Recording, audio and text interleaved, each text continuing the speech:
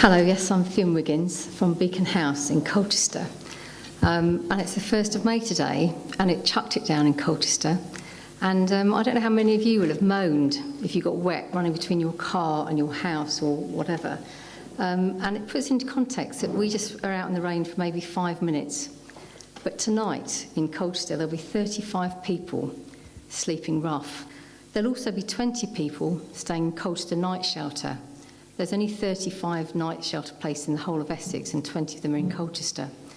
There'll also be anywhere between 70 and 100 people who are sofa surfing. And we can't tell you what figure that is because they're invisible, because they are staying on someone's floor. They might not even presented themselves yet to the statutory agencies for help. So there's that amount of people who tonight will be sleeping out. And what do they do tomorrow when they get up? Where are they going to go to the toilet?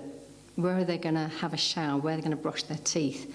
And it's those practical things that if you're homeless, it doesn't take very long for your whole health and well-being to deteriorate very, very quickly if you don't get the chance to keep clean, if you don't get the chance to keep safe.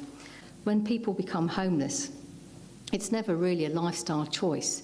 It's always some accidents that have happened, a relationship that went wrong, a housing arrangement that went wrong, a job that didn't work out. And when you find yourself in these situations, it often impacts your mental health, and it also includes your need to have a dependency on alcohol. I think, sometimes all of us go back and have a drink when we feel a bit stressed, but it's when that gets out of control. So all of those different factors affect someone who might become homeless, and they fall through the net. Mental health won't touch them if they've got an addiction problem. Addiction services won't touch them if they've got mental health. So there always has to be a place for the voluntary sector to pick up the ones that don't meet all the other requirements. And because of Beacon House, we can make sure that everyone is clean and healthy and safe. I think some of you might think you've seen a homeless person in Colchester High Street, but I'd like to think that anyone's been through Beacon House, you wouldn't recognise them as homeless, because they will be clean, they will smell lovely, they'll have their hair cut, we've got volunteer hairdressers, they'll be wearing decent clothes, they're quite picky about what second-hand clothes they have. And in fact, any of you over 40, please don't give me your donations because they don't want to wear old people's clothes. So we feed people, we wash people, we've got a nurse there who deals with cuts and bruises, and there's an awful lot more cuts and bruises than you'd think, because if you're homeless, somebody will just choose to kick you as they walk past. Someone will just choose to beat you up because you are homeless. We're dealing with a massive attitude problem with people who are homeless. So we're patching people up.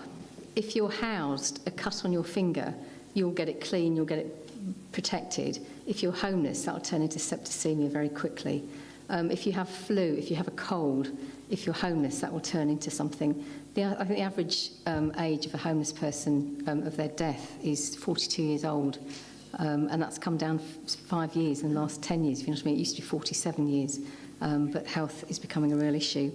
Essex Community Foundation brokered a deal for us with Henry Smith Foundation. They've given us £32,000 over 3 years, and that pays for a health and wellbeing assessor, so that everyone who comes in, we of course feed them, clean them, but we're always checking, where are you, what's your need? And we work through what's called an outcome star, which leads people into housing, into better management, into better relationships, reduces their addictions if they have any.